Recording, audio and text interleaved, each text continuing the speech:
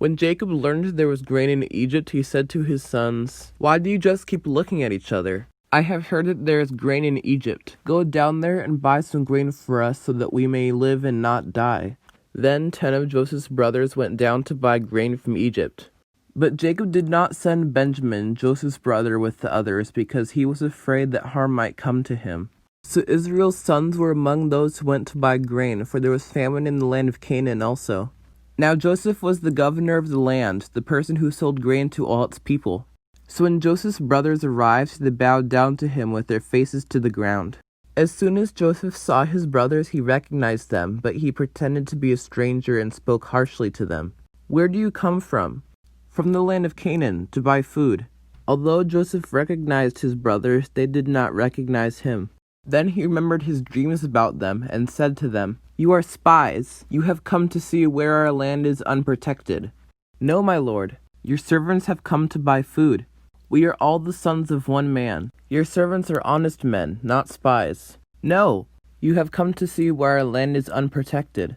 Your servants were 12 brothers, the son of one man, who lives in the land of Canaan. The youngest is now with our father, and one is no more.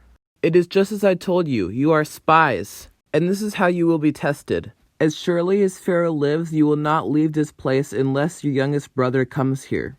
Send one of your number to get your brother. The rest of you will be kept in prison so that your words may be tested to see if you are telling the truth. If you are not, then as surely as Pharaoh lives, you are spies." And he put them all in custody for 3 days. On the 3rd day, Joseph said to them, "Do this and you will live, for I fear God. If you are honest men, let one of your brothers stay here in prison, while the rest of you go back and take grain to your starving households. But you must bring your youngest brother to me, so that your words may be verified and that you may not die." This they proceeded to do. They said to one another, "Surely we are being punished because of our brother. We saw how distressed he was when he pleaded with us for his life, but we would not listen. That's why this distress has come on us." Reuben replied, "Didn't I tell you not to sin against the boy? But you wouldn't listen. Now we must give an account for his blood." They did not realize that Joseph could understand them, since he was using an interpreter. He turned away from them and began to weep, but then came back and spoke to them again. He had Simeon taken from them and bound before their eyes. Joseph gave orders to fill their bags with grain, to put each man's silver back in his sack, and to give them provisions for their journey. After this was done for them, they loaded their grain on their donkeys and left. At the place where they stopped for the night, one of them opened his sack to feed his donkey, and he saw his silver in the mouth of the sack. "My silver has been returned. Here it is, my sack." Their hearts sank, and they turned to look at each other and said, "What is this that God has done to us?" When they came to their father Jacob in the land of Canaan, they told him all that happened to them. "The Lord of the land spoke harshly to us and treated us as though we were spying on the land. But we said to him, 'We are honest men, not spies.' We were 12 brothers, sons of one father. One is no more, and the youngest is now with our father in Canaan." Then the man who is lord over the land said to us, "This is how I will know if you are honest men. Leave one of your brothers here with me, and take food for your starving households and go. But bring your youngest brother to me, so I will know that you are not spies, but honest men.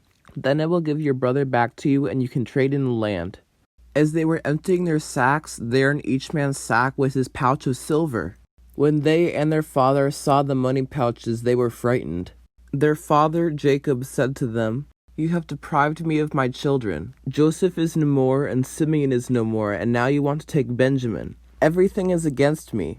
Then Reuben said to his father, "You may put both of my sons to death if I do not bring him back to you. Entrust him to my care, and I will bring him back. My son will not go down there with you. His brother is dead, and he is the only one left. If harm comes to him on the journey you are taking, you will bring my gray head down into the grave in sorrow."